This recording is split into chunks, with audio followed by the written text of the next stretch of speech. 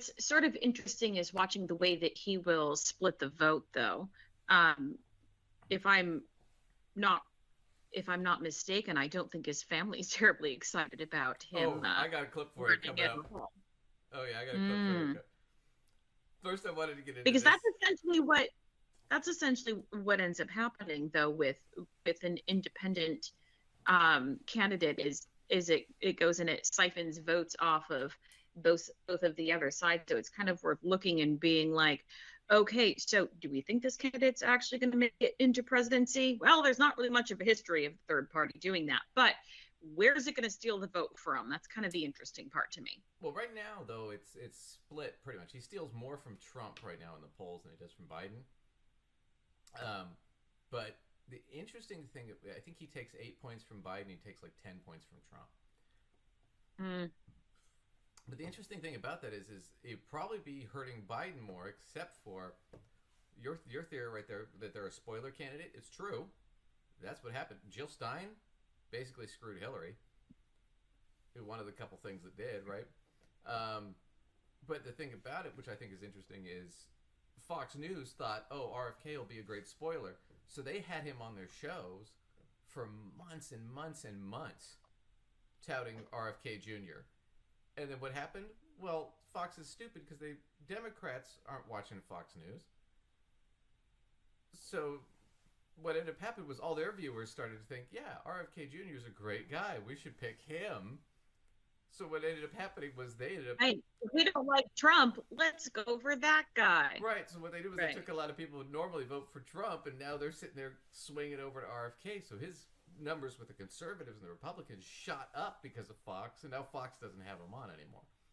Yes, they realized they just shot the RNC in the foot. But anyway, he's picking because he's such a nut job. He's a conspiracy nut job. He's a right-wing libertarian nut job. So we've made fun of. We'll get into some of his vaccine shit and stuff like that. But he's picking for VPs right now. He's hunting.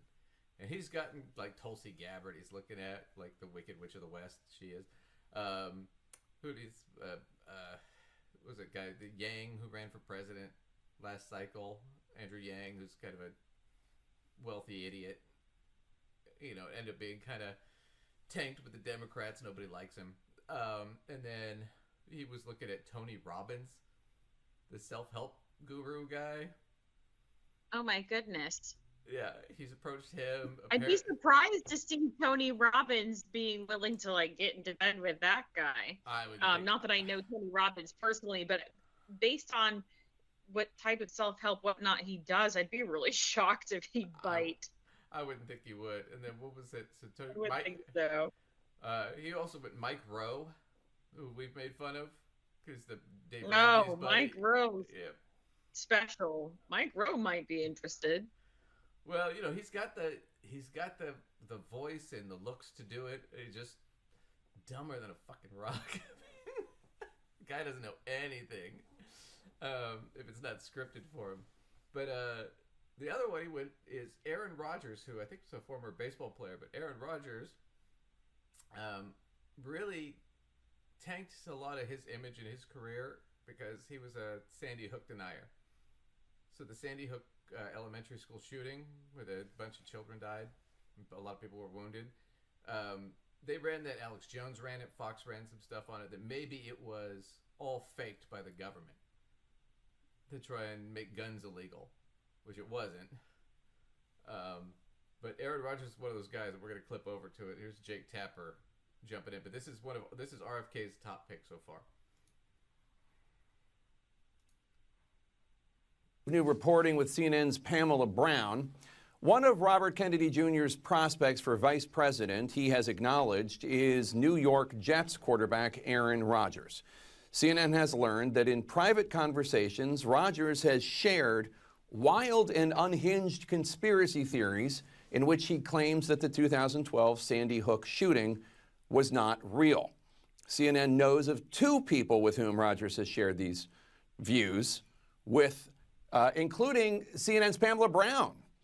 In 2013, when CNN's Pamela Brown was covering the Kentucky Derby, she was introduced to Rodgers. Hearing that she was a journalist at CNN, Rodgers began attacking the news media for, quote, covering up important stories. Rogers then brought up the Sandy Hook shooting and said the news media was intentionally ignoring that the shooting wasn't real, that it was a government inside job. I remind you, the shooting, of course, was very... Tapper reminds you the shooting was real. It was real. It happened. Well, why is the government inventing an entire school shooting of all things? Like, oh my goodness gracious. Because I can't even imagine. Well, in his mind, they're going to try and make guns illegal. Which is psychotic. Yeah, or I don't think anyone is really trying to do that. Or it was done for political value, or what, I don't know. But Alex Jones, remember him? He was a total nut job. And he just got tagged a couple of years ago, a year ago, with almost $1 billion in penalties from a lawsuit from the Sandy Hook parents. Because he spent years saying it was a false flag, it wasn't real, it was all made up by the government, the kids were really actors, nobody died. I mean, it was crazy shit. But yeah, but they're conspiracy theorists. RFK's a conspiracy theorist, so this guy makes a ton of sense. You're going to get the two tinfoil hat guys together, right? Ugh. So, God forbid. yeah, I mean, but that's his big choice. But like you mentioned before, RFK is such a fucking nut. His family is against him as a whole. And we're going to go over to CNN and we're going to watch a couple of little clips from this interview. But yeah, it's bad. Yeah. She asked him about his family denouncing him.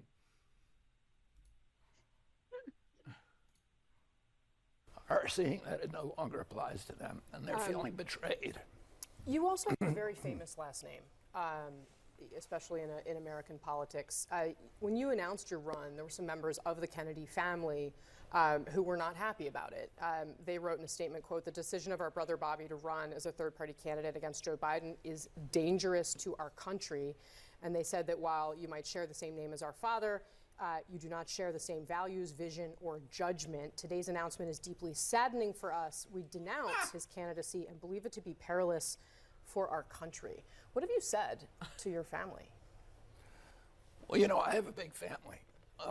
There's about 105. On 4th of July, when I last counted. God. So, his brothers, right, sisters, whatever, he's a close, immediate family, right? Have all said, no, this is dangerous, he's a nut. He's not our father. Even though he has his name, he doesn't have his values, he doesn't have his judgment. Basically saying, you're not half the man your father is. And his brother and the rest of his immediate family all signed off on that.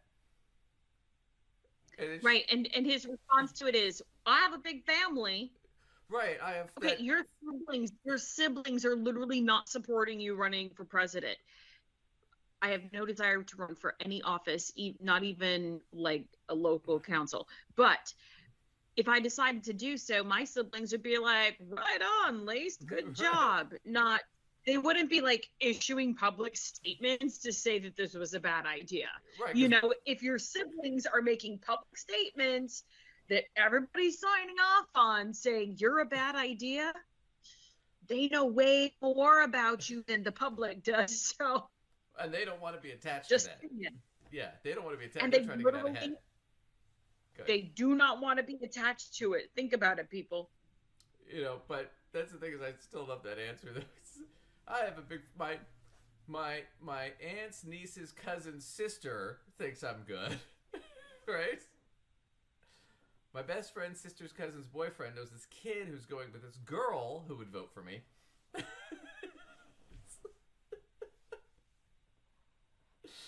And her dog thinks I'm all right too. Oh, but he's a total nut. We're gonna watch one more clip from this interview because she raked him and it was really funny. If you get a chance to watch. Oh yeah, it was funny. She kept smacking him, and then he'd pick his head back up, and she just boxed him again, man. Right, and she was nice about it the whole time, but she really just blam blam blam. So She treated him like a bobblehead, man. Yeah, so here's her cornering him on some of his anti-vax shit, which is really crazy. And over the summer in an interview, you said, quote, "There's no vaccine that is, safe and effective." Do you still believe that? I never said that. So stop me. We have the clip. Please play the clip. But play the whole clip. Not You've just that. talked about that the media slanders you by calling you an anti-vaxxer. And you've said that you're not anti-vaccine, you're pro-safe vaccine. Difficult question. Can you name any vaccines that you think are good? I think some of the live virus vaccines are probably averting more problems than they're causing. There's no vaccine that is, safe and effective. I can't imagine this. So he said it. They're not safe and effective. Do you believe that? Yeah, I mean, I believe that he said it, but it's pretty funny to me that he's like, "Oh no, I didn't say that." Oh, and he's like, play the whole clip. Hold now, up, yeah. But now he's going to be like, "Well, no, I said that some of them do better than their harms," and it's like, "Well, no, but you said none of them are safe and effective." Those were the exact words you said. Now, was that a gaffe? Do you believe that they're safe and effective? But the fact of the matter is he's not a medical doctor. He doesn't have a medical degree, and the vast majority of the science and medicine community, the vast majority, completely disagrees with him. If you go to your doctor is going to tell you to get the vaccine. Well, the truth of the matter is, I don't know why he's taking such a public stance about people not doing this. Like, quite frankly, his public stance should be that people need to defer to their doctors for their medical whatever, because he's not a doctor. I mean, well, yeah. I don't think he needs to be taking any stance at all about it. So I don't know why he decided to get so hot over the whole thing anyway, with the whole none of them are safe and effective. He's not a damn doctor. Yeah, but the doctor in the book that he kind of used to quote all the time, that guy lost his medical license and his degrees for his take of vaccines not being safe. And he did a thing where he went and talked to a Muslim community in Minnesota, where apparently there's a lot of big Muslim communities there, and basically got them to stop, what was it? I can't remember, it was polio or something like that, vaccines, and then, or not polio, what was it? Malaria. And he talked to the parents and like, oh, it's not really necessary. And of course, what happened? They had a huge outbreak of malaria among the children because they weren't vaccinated. And everybody was like sitting there going, didn't we fucking eradicate malaria? Isn't it? Everybody's vaccinated. Who have you ever known who's had malaria? Basically, nobody. Yeah, I've never heard of that. We got vaccinated when we were infants.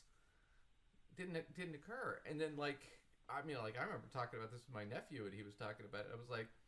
I'm like, let me give you an example. Who do you know who's had chicken pox who's under the age of 35? And he was like, well, I don't know anybody who's had chicken pox. Well, I said, I've had chicken pox. So when I was a kid, we all got it. Right. And a certain number of us were going to be